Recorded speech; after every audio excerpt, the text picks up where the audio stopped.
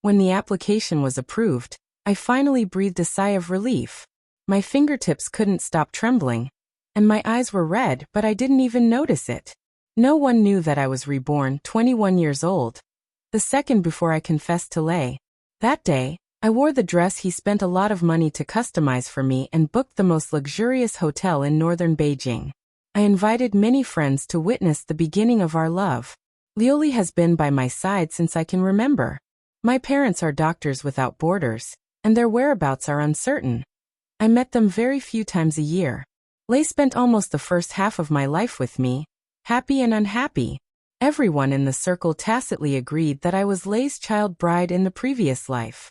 A few good friends knew that I was going to confess, and gave me a lot of advice, which made me blush. I was secretly looking forward to it in my heart, but no one expected that Lioli would reject me. Just like in the last life, Lioli seemed to have guessed what I was going to do.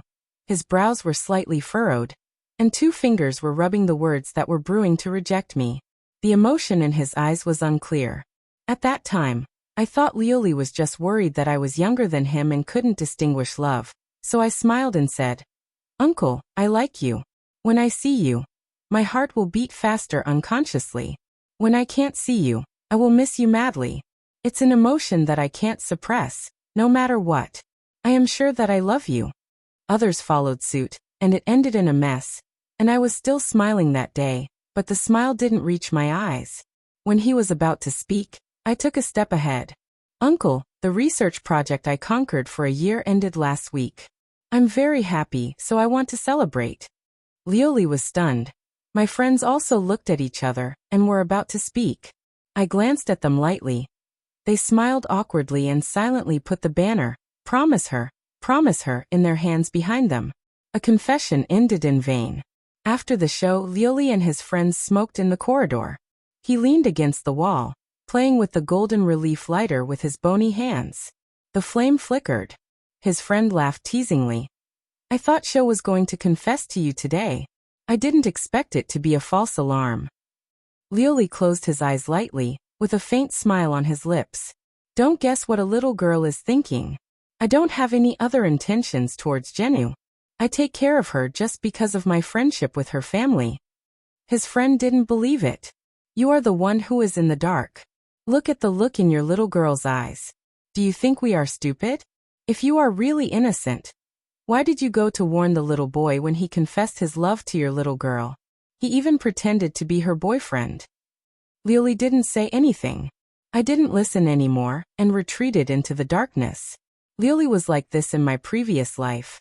He had been too good to me, but he was unwilling to admit it. After returning home, I submitted an application for Doctors Without Borders. After my parents died in the war zone, I wanted to inherit their legacy. It's just that my previous life ended before I could even start. Luckily, God took pity on me and gave me a chance to start over. I looked at the time of the report and the calendar next to me. I took out a pen and silently marked the day of the report. Coincidentally, that day was Lei's birthday. Suddenly, there was a knock on my door. It was Lioli. He knocked twice as usual and came in, but this time there was a girl following him. The girl was sitting in a wheelchair, wearing a white dress. Her face was pale, and there was a hint of melancholy in her eyes. She looked so fragile. "Jenu, come here," he said to me. I didn't move but just glanced at the girl. She was Fenggu. I thought there was no confession from me. Lioli would not bring her to me. But I didn't expect that what was supposed to happen would still happen. "Jenu." Lioli frowned and called me again. Seeing my indifferent expression, Fenggu lowered her eyes and said softly, "Yuli, it's okay. It's normal that Miss Shin didn't like me when we first met. If she minds my presence, I'll just go back to the Bourbon Villa. I don't have legs, so I can't go anywhere. I can live anywhere. You don't have to live here." She said, tears in her eyes, but they didn't fall. She was like a delicate little flower pretending to be strong. Lioli frowned even deeper, and there was a bit of disappointment in his eyes when he looked at me. "Jenu, whoever you want to arrange to live in the villa can live in the villa, and you don't need to tell me. You are the master of this house." My voice was very flat, and no one could hear any clues, but it was full of thorns. When it fell into Lei's ears, He thought I was throwing a tantrum. Jenu, you don't have to talk to me in this tone. I brought you ESI to see you today, because I want you to meet your young aunt. She lost both legs to save me in the earthquake 3 years ago. I need to be responsible for her. If you still want to stay in this family, put away your temper and don't bother her. He glanced at me with a warning. I wanted to speak, but I remained silent in the end. In fact, I can't blame him. I have an extreme possessiveness towards Lioli from childhood to adulthood. I hope that he only has eyes for me and that the only female companion around him is me. So over the years, he has not had any scandals. Even if a woman dares to touch porcelain, I will deal with it. All his preferences and exceptions are me. So in the last life, when he wanted to marry Fui, I collapsed. Do I have to repay the life-saving grace with my body? I thought about it for a long time. It cost me my life, and I still can't figure it out. But now I have figured it out. Some things are just hard to figure out. Fashi is going to live here. The room next to Lioli was once mine before Lei took me in. He secretly asked his friends for advice, and then drew the blueprints himself and renovated the whole room. It was turned into a beautiful pink princess house. I bought a lot of limited edition dolls and placed them at the head of my bed. He raised me like a princess from childhood to adulthood. He always said, as long as it is something that Jenu likes and can make Jenu happy, I will do it. I hope our Jenu grows up healthy and becomes a happy little princess. At that time, his eyes were full of gentle and affectionate love. It made me fall, but he stayed out of it from beginning to end. In the room, Lioli leaned against the door frame, glanced at me coldly, and said, I asked Danchan to clean up the guest room on the first floor. You can stay on the first floor for the time being. I didn't say anything but folded all the clothes and put them in the suitcase. When I stood up and habitually took the doll on the bedside, my hand stopped. Lei's eyes also moved to the doll, and seeing that I didn't move for a long time, he said, I'll take the doll down for you later. I took a deep breath, retracted my gaze, and smiled. No, give it to my Aunt Lei. I don't want it anymore. What are a few dolls? It was sincere before, but it's nothing now. Anyway, are you still angry with me? Lioli asked coldly. Why should I be angry with my uncle? I asked back. My uncle also has his own life now. You have someone you like and want to protect. I should be happy for you, right? Lei's eyes darkened. His thin lips opened and closed, but he couldn't make a sound. When I left with my suitcase, Fong Yasi was not far from the door, and she looked at me with a bit of sarcasm. Just like in the last life, she pretended to be a white lotus on the surface, but in fact, she was targeting me everywhere and cried at the slightest disagreement. The tears of the weak are always easy to win sympathy. Miss Shin, I'm sorry for you. If it wasn't inconvenient for me, Yuli wouldn't do this. My hand holding the lever tightened, and when I wanted to pass her and leave directly, she suddenly grabbed my wrist. I shook it off reflexively. Ah, Fong, as her wheelchair fell down the stairs uncontrollably, screamed, and the servants in the villa rushed over. Yuli, save me. Save me. Lioli heard the words, ran out of the room in panic, pushed me away, and rushed over to grab the handrail to prevent the wheelchair from rolling down. I was stunned, and my throat was tight. It's not me.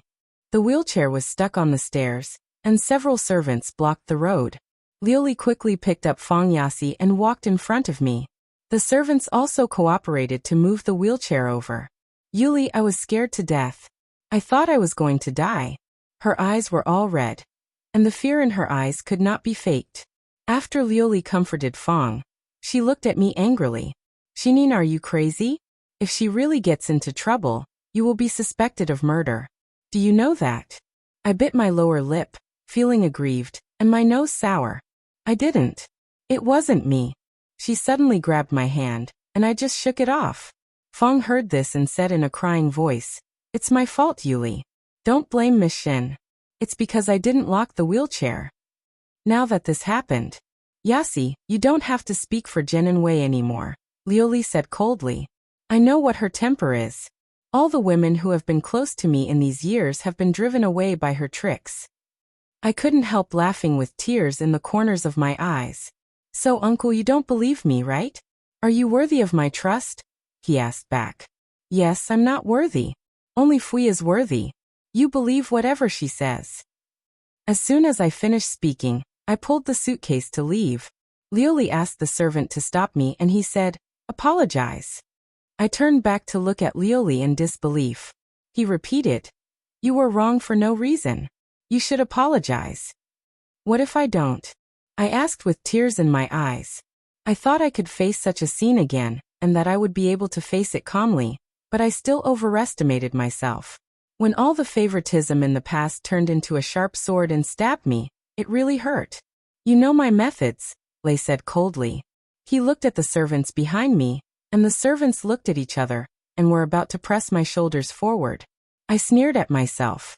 I let go of the hand holding the suitcase and bowed to apologize to Fong. "Yasi, I was wrong about this matter today. I shouldn't have shaken you off when you grabbed my hand. I'm sorry for almost making you fall."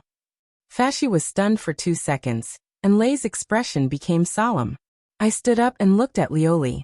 "Uncle, is it okay? If not, kneel down," I said. Lei's eyes were full of emotions, but he said nothing in the end. I went downstairs with my suitcase.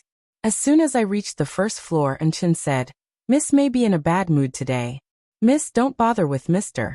We have seen how much Mr. loves you over the years." She spoke for Lei and tried to take my suitcase for me. I just smiled. I used to quarrel with Lei, and Chen always acted as a peacemaker. She has been the same for so many years, but Lioli and I can no longer go back to the past. "Miss, aren't you going to the guest room?" she asked me in surprise. I shook my head. "No, but sir, tell my uncle that I thank him for taking care of me. I won't bother him anymore this life. That's all. I don't want to bear the pain of the last life anymore." After Lioli arranged for Fui, he called Shinma and brought up the surveillance footage in the corridor. When Shinma came over, she was hesitant to speak. In fact, she believed in Shinin, although she had used small tricks to keep those women away from him over the years. But they were all insignificant. She knew what the bottom line was. So when he saw from the surveillance that it was Fisai who took the initiative to provoke Shinin, he didn't react much. He owed Fashi a life. As long as Fashi didn't go too far, he could let her do anything. How could a lady hurt someone? Chinma said indignantly. Lioli rubbed his brows. "Leighton, make something that Jin likes tonight." "But the lady has left." Lioli was stunned. "What?" "The lady asked me to tell you that she is grateful for your care in the past. She will not bother you again in the future." Mrs. Chin said it in a somewhat sarcastic tone. Lioli did not blame her but just sighed tiredly. Jen has this temper. She can't stand any grievances. He asked Mrs. Chen to go out and prepare dinner first. He called Shinin, but Shinin didn't answer. He became more and more irritated and finally threw the phone on the desk. In fact, it started from half a month ago when he thought Shinin was going to confess to him. He began to feel inexplicably irritated, especially when he met Shennon's eyes and always heard her in a different tone. He always felt as if something was out of control. Now it seems that all the answers are about to come out. Lioli was able to find me. I was not surprised. There were still 7 days before reporting, and I returned to my home after leaving the villa. Lioli stood outside the yard with a cigarette flickering between his fingers and his brows furrowed. I saw him just after returning from the hospital off work. I nodded and said nothing more. The surroundings suddenly fell into a dead silence. He was waiting for me to continue speaking, but I actually had nothing to say until his cell phone rang. It was Fong Yasi's call. Lioli did not avoid me and swiped the answer button on the spot. Her weak crying came from the other side. "Yulia, I had a nightmare. I dreamed of the earthquake, and I dreamed that I couldn't save you. Can you come back to accompany me?" she asked cautiously. Lioli subconsciously looked at me. It was already dark at this time. I looked down at the elongated shadow on the ground with a calm expression. After a long time, I heard him say, "I'll be back soon." The phone was hung up. Lioli took the opportunity to hold my hand, but I frowned and avoided him. His movements froze when he looked at me. His eyes were a little more confused. He probably forgot the reason why we were so close in the past was because I regarded him as my sweetheart. "Uncle, you have an aunt now. Let us not cross the line between us." My tone was indifferent. Lioli sneered, withdrew his hand, and pretended to be calm. putting it in his pocket. I know you can't accept what's going on between me and E for a while, but it doesn't matter. I can wait until you can accept it before getting engaged to her. Now just treat it as you getting familiar with each other and adapting. I didn't speak and was silent since Fengu appeared in the last life. Lioli and I have never had a good talk. We quarreled as soon as we met. He scolded me for being shameless and falling in love with my uncle. He also said that I couldn't distinguish between family affection and love. He pushed me away step by step, but I faced the challenge like a copper wall and an iron wall. Even if I was stabbed all over by all the vicious words, my friends, his friends, they all advised me, Lioli doesn't like you. Why don't you believe it? He likes Fangyasi. I cried every time and said, no, Lioli loves me. On the day I became an adult at the age of 18, he thought I was asleep and kissed me secretly. He said that I always believed that Lioli wanted to marry Fisai just to repay his kindness. Until that day, the Shirao family wanted to take me away from the bar. I had no contact with the Shirao family, and didn't understand why they wanted to arrest me until Xia Lao said that Xiao had a cerebral infection. I suddenly realized Louis once said that the people of the Shirao family had dirty hands, and asked me to keep a distance from them. But I never knew that the Shirao family came to me because of Mr. Shirao. They sincerely asked me to perform the operation. I cried and refused to leave, my white knuckles tightly grasping the corner of Lei's clothes. But he said coldly, let go. He watched me being dragged away coldly and watched my fingers being broken one by one. He listened to my heart-wrenching screams. He didn't even frown. At that moment, I finally confirmed that Lioli didn't love me. What are you thinking about? Lei's voice sounded. It brought me back to my thoughts. You should have made enough trouble these days. The last thing is over, Genu. You are not a child anymore. After the voice fell, he opened the door of the co-pilot and looked at me. I stood there without moving, with an ugly smile on my face. I suddenly wanted to ask Lioli, in my previous life, why could he be so cruel to watch me suffer, depressed, and die of depression? Even if he doesn't love me, I am still his niece who has been raised since childhood. Uncle, you were right that day. Any woman who appeared by your side in these years would be driven away by my little tricks. So for the safety of my aunt, I won't go back. Lioli frowned. Shinin, you know I like you, right? I interrupted Lei calmly. His pupils shrank suddenly. My love has never been concealed in these years, and anyone who is not blind can know it. I believe Lei knows it too, Genwei. He looked at me embarrassedly. Don't worry, uncle. I won't do that again. I was ignorant before and mistook family affection for love, which made me laugh a lot. Now I've stopped the loss in time. I hope you'll forgive me. After I finished speaking, I smiled again. Lioli stood there blankly, as if his soul had been taken away, as if the few words I just said were difficult to understand. He opened his lips and was about to speak when the phone in his pocket rang again. It was particularly harsh in the silent night.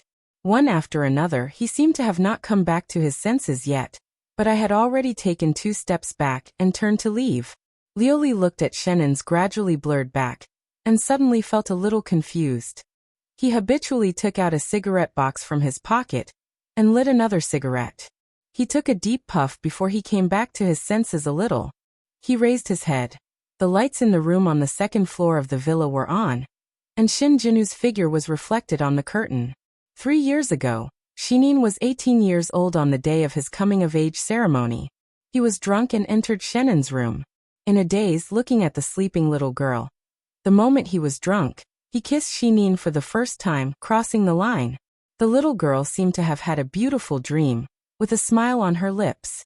He and the Shin family are old friends, and he is 7 years older than Shinin.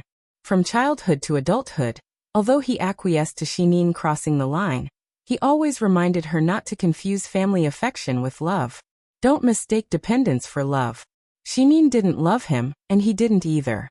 He let Shinin act as a child bride, first to dispel those ignorant yellow-haired people, and second to reduce some peach scandals around him. Shinin alone was enough to give him a headache, but when he saw that there were similar examples around him that didn't end well, he backed off. A relationship that has changed cannot be restored to its original point. Fortunately, it should not be started. After he came to his senses, he went to Hong Kong on a business trip. The next day, he did not expect to encounter an earthquake, and he was saved by a girl of his age. The girl was a dancer, and because of him, she lost her legs and dreams. Guilt and self-blame lingered in his heart. It was not difficult for him to support another girl with his financial resources. He supported her for 3 years, and no one knew about this except his assistant. The reason was simple. He was afraid that Shinin would make trouble and cause trouble for Fang Yi. This time he brought Fang Yasi back to Jingbi. Firstly, to promise his original request to marry her, and secondly, he knew that Shinin was going to confess to him. He wanted Shinin to give up. When they knew it was difficult, they should not have crossed the line, and there was no future. But now Shinin backed out, and he began to regret it. When Liuli returned to the villa, Fang Yasi was sitting in the living room waiting for him. She was wearing thin clothes. The night in Bashing North was particularly cold. After waiting all night, her hands were already frozen.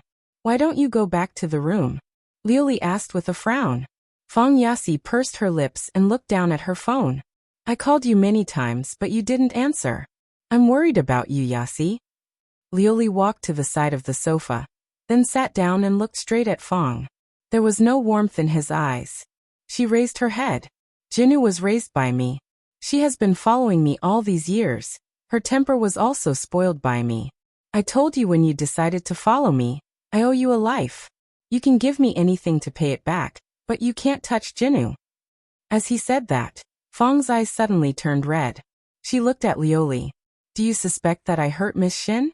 Liuli didn't say much. Only one sentence was left for Jinu's safety. "There are many surveillance cameras in the villa." Fang was stunned and didn't react for a long time. She thought that Liuli was on her side that day and believed her, but she didn't expect that her little trick had been seen through. After Liuli went upstairs, he didn't go back to his room. Instead, he went to Sheena's previous room. After Fengi moved in, everything in Sheena's room changed.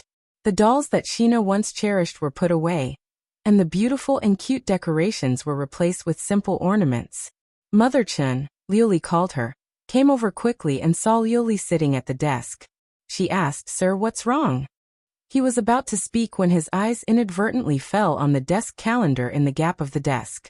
He bent down to pick it up, and saw that the number 28 on the calendar was circled by a black fountain pen. He was stunned for a moment. Chen's mother also saw it with her sharp eyes. "Isn't this your birthday?" she asked. "Sir," I said. How could the lady really be angry with the sir? Hearing this, Liuli's mouth corners inadvertently pursed, and his fingertips rubbed the desk calendar. After a long silence, he put the desk calendar back. With a slightly happy tone he said, "Renovate the guest room downstairs according to this pattern. Let you as she live on the first floor. Clean up here or follow the appearance of Jean Yu's original room. I'll pick her up in a few days." Chen's mother smiled and agreed. Fui, who was just at the door of the room, turned pale instantly. "There are still 5 days before reporting. My handover work has basically been completed, but I didn't expect Fisai to come to the hospital specifically to find me. After just a few days of not seeing her, she has become more like a broken beauty. Is there something you want to talk to me about?" I put away the medical records in my hand and asked her. Fu, as she sat in a wheelchair, exposed the disgust in her eyes. "No more pretending." She looked at me and said, "Shinin, Wei Uli and I are about to get engaged. Can you stay away from Uli? Being a mistress who interferes with other people's feelings, is this the family education in your family?" My hand, touching the pen, paused. I raised my eyelids and looked at the woman in front of me with a sneer on the corner of my lips.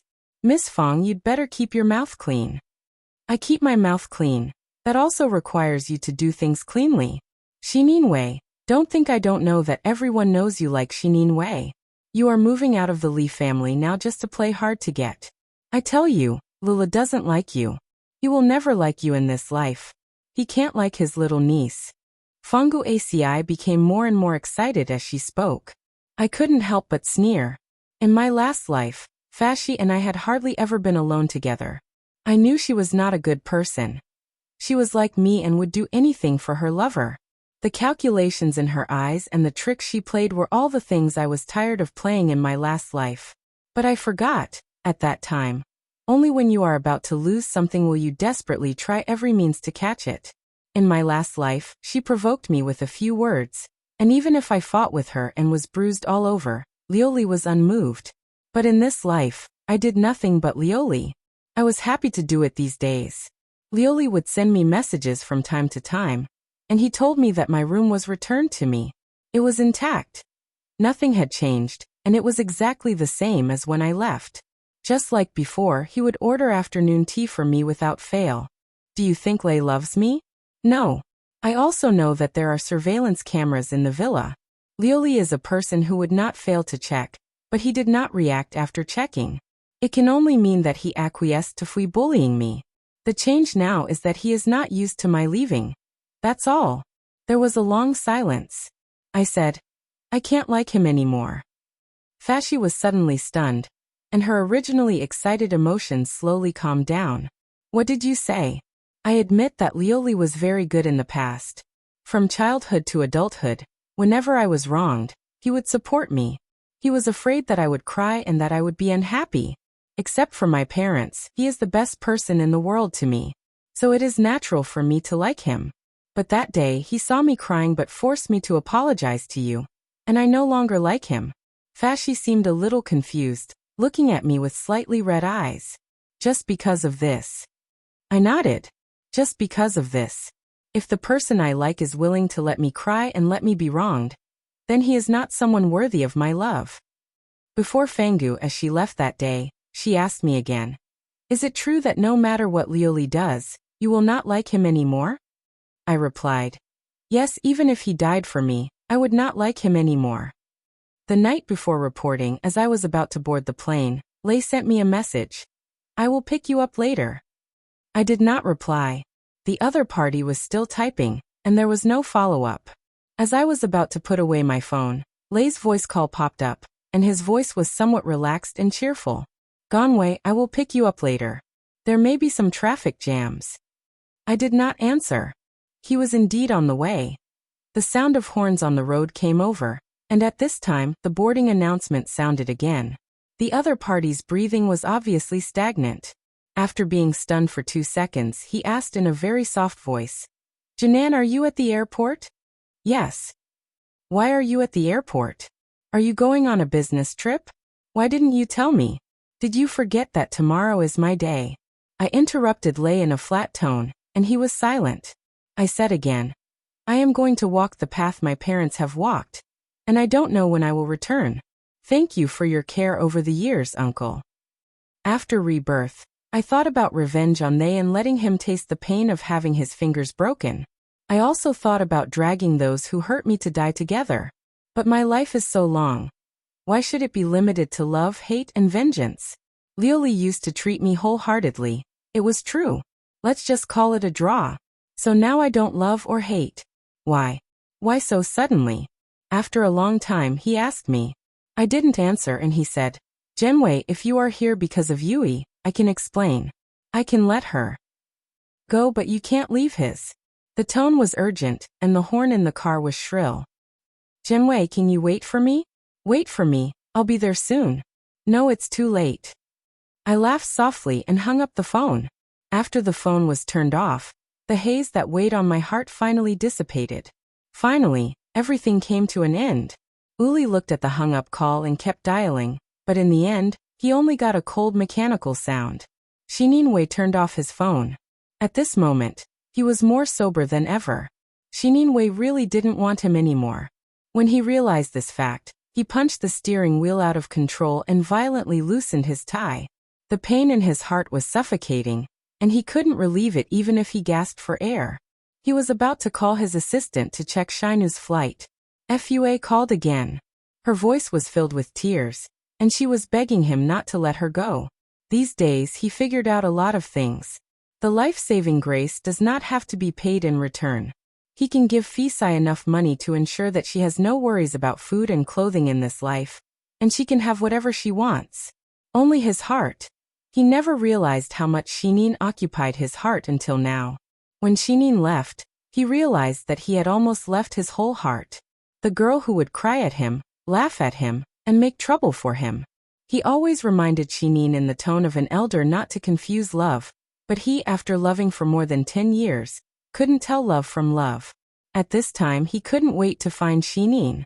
He wanted to tell her that he loved her very much, that he was wrong before and he wouldn't do it again. After checking Shinu's flight, Lioli immediately booked a ticket, and when he was about to drive to the airport, he collided with a truck. He was in a car accident and was in a coma for a whole week. When he woke up, Fangi was the only one beside him. When Fanguei met his gaze, she panicked unusually. Lei's eyes suddenly became as cold as a pond. Cold and compelling. She trembled and said, "Yuli, are you feeling unwell?" Lioli didn't say anything. After unlocking the phone, he saw that the person who had been pinned to the top had lost contact for a week, and a mocking smile appeared at the corner of his mouth. His eyes became inexplicably empty. While he was in a coma, he had a very long dream. He dreamed that after Shenu had confessed to him, he took Fanguei home and told her that this was her little aunt. He dreamed that Shinin quarreled with him again and again, saying that she loved him and fighting wits and courage with Fisai. Then he saw Shinin being dragged away from the bar, crying and asking for help. Her fingers were broken one by one, but she watched coldly because she promised Fashi that she would never care about Shinin again. She was so distressed that she was almost suffocated, but she still pretended not to care about anything. In the dream, Shinu's hand was broken, and she could no longer hold the scalpel. He watched Shinin sitting in the every day, staring at the sky outside in a daze and crying inexplicably. He saw himself harming again and again. The scars on her wrists were deeper and deeper. When Shinin said, "I want to be the best doctor in the future," he promised Shinin that he would always protect her and her golden hands. But in the end he became the culprit. He didn't dare to see Shinin. He was afraid that Shinin would look at him with those cold eyes. And he was afraid that he would never see a trace of love in Shenin's eyes again. He regretted it after Shenin's first suicide, but he also knew that they could not go back. Shinin died at the age of 25, and he didn't marry Fisai in the end. Even if Fisai threatened him with her life, he remained indifferent. He insisted on marrying Shinin, even if everyone scolded him, saying, "You are so shameless. You forced your little niece to death, and you still want to marry her." He did not look back. Their wedding was grand, but there were no guests. He held Shenin's ashes and completed the wedding, and finally committed suicide at the wedding. 3 months later, when Lioli found me, I was stunned. I had just come out of the ward, and looked up to see him. He had lost a lot of weight, and the suit that used to fit him tightly was no longer supported. Now he was skinny. He forced a smile on his pale face, and I frowned slightly and kept my distance from him. "How have you been lately?" he asked in a strange way. I nodded. I had heard about Lei Yuli's affairs more or less. The day I went abroad, he had a car accident. After waking up from the accident, he wanted to send Fanguei back to Hongchang, and cancelled his engagement with Fisai. Fashi disagreed and had an awkward quarrel with him. Lei still refused to back down. Fashi was so angry that she stole the Li family's business secrets and sold them to 2 or 3 of his rivals overnight. He was attacked from all sides. The Li family stocks were volatile, the capital chain was broken, and the project was stopped. He worked nonstop for 3 months before he could stabilize the situation. Fashi was sued by him and sentenced to 5 years. "When do you plan to return to Beijing?" he asked again with a cautious tone. I smiled. "No." He was stunned. "Why? Your home? Uncle forgot? I don't have a home in Beijing anymore. After my parents died, my only relative was Lei, but later Lei didn't want me anymore. So no matter in the last life or this life, I have no home." Lei wanted to say something else, but I didn't listen anymore and hurried into the operating room with a stretcher that had just come in. 5 hours had passed when I came out, and I thought he should have left long ago. Unexpectedly, Lioli was still standing there, waiting for me persistently. His eyes were obscure and emotional. I didn't understand, and I didn't know what he wanted to do until he followed me to the downstairs of the dormitory and asked me, "It must have hurt when your fingers were broken?" I stopped, and my 5 fingers tightened subconsciously. He looked at my back, his voice slightly. "Sal," I said. "Why does my Jenu suddenly dislike me?" "I'm sorry, Jenu, I was wrong. I thought I didn't love you, but I..." He choked up halfway through his words. He covered his eyes. Tears flowed from his fingers, and his shoulders kept shaking. It was like the pain was extreme. I'm just too scared. Afraid that we started, but there would be no good ending. I'm afraid that we won't have any relationship in the end. I thought Feng's appearance would only break your thoughts about me. I didn't expect it would turn out like this. I'm sorry. I'm sorry I made you suffer so much, and you were brave for so many years. He became more and more painful as he spoke, and he approached me carefully and slowly. When he tried to pull my hand, I avoided it and then looked back at Lioli. There's no need to be entangled, right? I have a new life, and so will Luli in the future, but we won't have any intersection anymore. Uncle, people always have to move forward. After the words fell, the last glimmer of light in Lei's eyes was completely extinguished. Jin smiled bitterly. I'm sorry. Goodbye, Uncle. One after Shinin said the last word, he turned around and left without hesitation. Lioli habitually took out a cigarette box from his pocket, took out a cigarette with trembling hands, and tried to light it, but the lighter couldn't ignite. The wind at the border was so strong that the sand blew into his eyes, and he couldn't stop crying. If he could be brave once and be brave for Shinin, regardless of the consequences, wouldn't there be such an ending? At least he had it. If they couldn't reach the end, it would mean that they were not destined to be together, but he was unwilling to pay the cost of trial and error. After Shinin returned to the dormitory, she walked to the balcony. Just as he raised his head, she seemed to feel his gaze.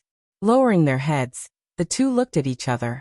She smiled calmly, put away all the clothes, and closed the balcony door again. Her movements were as smooth as flowing water, without any nostalgia. Happy or unhappy, she would not be moved by him again. Thinking of this, he vomited a large pool of blood and fainted downstairs of her dormitory. One later, I heard about Lioli again.